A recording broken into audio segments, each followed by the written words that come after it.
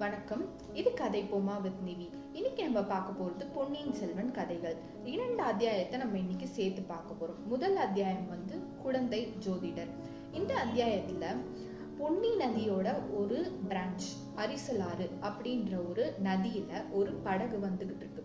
அந்த படகுல நிறைய பெண்மணிகள் வந்துகிட்டு இருக்காங்க. அதுல 2 பேர் தான் ரொம்ப இம்பார்ட்டன்டானவங்க. ஒருத்தவங்க பாத்தீங்கன்னா போல்ட் அண்ட் பியூட்டிஃபுல். அவங்க யாரு பாத்தீங்கன்னா குந்தவை தேவி. அவங்களுக்கு என்ன அப்படி இம்பார்ட்டன்ஸ் அப்படின்னு பார்த்தீங்கன்னா, சுந்தர சோழர் மகாராஜாவுடைய பொண்ணு அவங்க, மகள் அவங்க.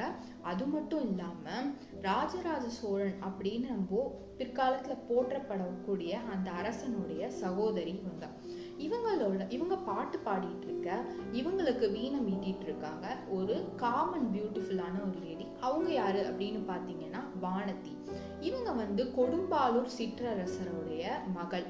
அந்த சிற்றரசர்கள்லாம் அந்த காலத்துல என்ன பண்ணுவாங்க அப்படின்னு பாத்தீங்கன்னா, அவங்களுடைய மகள்களை இந்த மாதிரி சக்கரவர்த்தியோட மகள்களுக்கு ஃப்ரெண்டா இருக்கிறதுக்கு அனுப்பிடுவாங்க. அப்படி இருக்கிற நிறைய சிற்றரசர்களுடைய மகள்ல இவங்களும் ஒருத்தர்.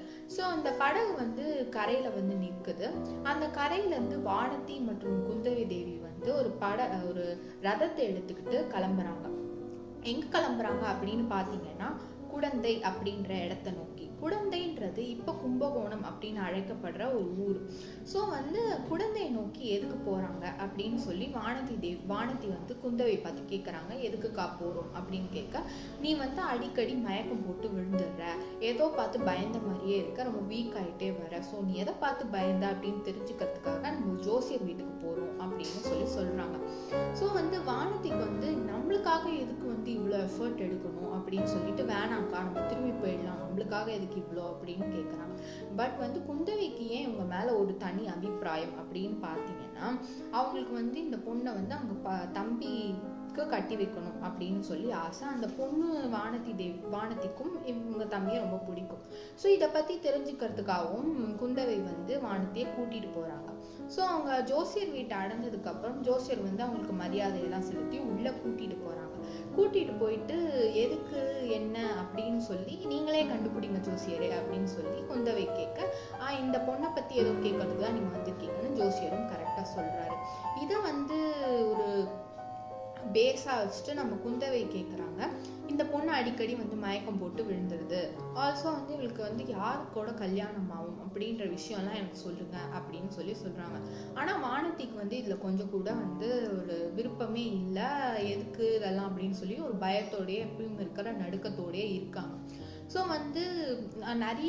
நிறைய ராஜாக்களுடைய வம்சம், அவங்களுடைய ஜாதகம்லாம் வச்சுட்டு இருக்க நம்ம குடந்தை ஜோசியர் இவங்களோட இந்த வானதியோட ஜாதகத்தையும் வச்சிருக்காரு. ஸோ அதுலேருந்து எடுத்து பார்க்கும்போது அவருக்கு ஒரு பெரிய அதிர்ச்சியா இருக்கு. இந்த பொண்ணையும் அந்த ஜாதகத்தையும் மாற்றி மாற்றி பார்த்துக்கிட்டே இருக்காரு. சரி, அப்படி என்ன அதிர்ச்சியான விஷயம் அப்படின்னு சொல்லி குந்தவை கேட்க, இது ஒரு அதிர்ஷ்டமான ஜாதகம் அப்படின்னு சொல்லி சொல்றாரு. இதை கேட்ட குந்தவைக்கும் சரி வானதிக்கும் சரி ஆச்சரியம். வானதிக்கு இதோட சேர்த்து நடுக்கமும் அதிகமாயிடுச்சு. அப்பயே தலை லைட்டா இருக்கிறன்னு சுத்த ஆரம்பிச்சிருச்சுதான். ஸோ நம்ம ஜோசியர் மேல கண்டினியூ பண்றாரு. இந்த பொண்ணு உலகத்தையே ஆட்சி செய்ய போறவரோட மனைவி ஆக போகுது. அப்புறம் இவங்களால இவங்க ராஜா, இவரோட ஹஸ்பண்டா ஆற போறவங்களுக்கு எந்த தடையா இருந்தாலும் அது சரியாயிடும். இந்த பொண்ணுக்கு பாதத்துல ஒரு வித்தியாசமான ரேகை இருக்கு, அப்படி இப்படின்னு சொல்லி அடிக்கிட்டே போறாரு. அப்ப நம்ம குந்தவை அப்படியே வச்ச கண்ணு வாங்காம அப்படியே பார்த்துட்டே கேட்டுட்டு இருக்காங்க. நம்ம வானதிக்கும் நடுக்கம் அதிகமாக்கிட்டே போகுது. அப்ப குந்தவை திடீர்னு ஸ்டாப் பண்ணிட்டு, எனக்கு இவருக்கு ஹஸ்பண்டா போறவங்கள பத்தி தெரிஞ்சுக்கணும் அப்படின்னு சொல்லி சொல்றாங்க. அப்ப நம்ம ஜோசியர் சொல்றாரு, அவர் பெரிய சக்கரவர்த்தி ஆக போறவரு, இந்த நாட்டுக்காரர் தான், நான் இப்ப இங்க இல்ல, அவர் கடல் கடந்து போயிருக்காரு. அது மட்டும் இல்லாம அவர் கையில சங்கு சக்கர ரேகை இருக்கும் அப்படின்னு தெரிஞ்சோனவே குந்தவிக்கு கன்ஃபார்ம் ஆயிடுச்சு, அது தன்னோட தம்பி தான் அப்படின்னு சொல்லிட்டு. வானதிக்கும் அது தெரிஞ்சு போச்சு. ஸோ வானதிக்கு இந்த மாதிரி வசனங்கள் எல்லாம் கேட்டோன்னே தலை சுத்தல் இன்னும் அதிகமாயிடுச்சு. இந்த தலை சுத்தல் தொடர நம்ம ஜோசியர் சொல்றதுனால. இது மட்டும் இல்லாம இந்த பொண்ணுக்கு வயிற்றுல வந்து ஆளிலை ரேகை இருக்கும். இதோட மகத்துவம் என்ன அப்படின்னு பார்த்தீங்கன்னா, இந்த பொண்ணுக்கு பிறக்க போகிற குழந்தை வந்து விஷ்ணுவோட அவதாரம் கொண்டது. இதுக்கு வந்து இந்த குழந்தை வந்து பெரிய ராஜாவாக போகுது. அதுக்கு வந்து தடைகள் அப்படின்னு எதுவுமே இருக்க போகிறது இல்லை, உலகத்தையே வந்து அது ஆளப்போகுது அப்படின்ற விஷயம்லாம் கேட்டதுக்கப்புறம் வானத்தை மயக்கம் போட்டே விழுந்துடுறாங்க. உடனே வந்து உங்களுக்கு தண்ணி தெளித்து எழுப்பி விடுறாங்க. வானத்தை உடனே கேட்குறாங்க, என்னை பற்றி சொல்றீங்களே, குந்தவை பற்றி சொல்லுங்கள், அவங்களுக்கு வரப்போகிற ஹஸ்பண்ட் பற்றி சொல்லுங்கள் அப்படின்னோடனே ஜோசியர் நான் ஏற்கனவே இதை பற்றி நிறையவே சொல்லியிருக்கேன், ஆனால் இப்போ திருப்பி சொல்கிறேன், அவங்களுக்கு வரப்போகிறவங்க வந்து ரொம்பவே வந்து அழகானவர், அறிவானவர், ஒரு ஒரு நல்ல இளவரசர் அப்படின்னு சொல்லி என்னெல்லாம் வந்து நல்ல அப்ஜெக்டிவ்ஸ் போட முடியுமோ போட்டு சொல்கிறாரு.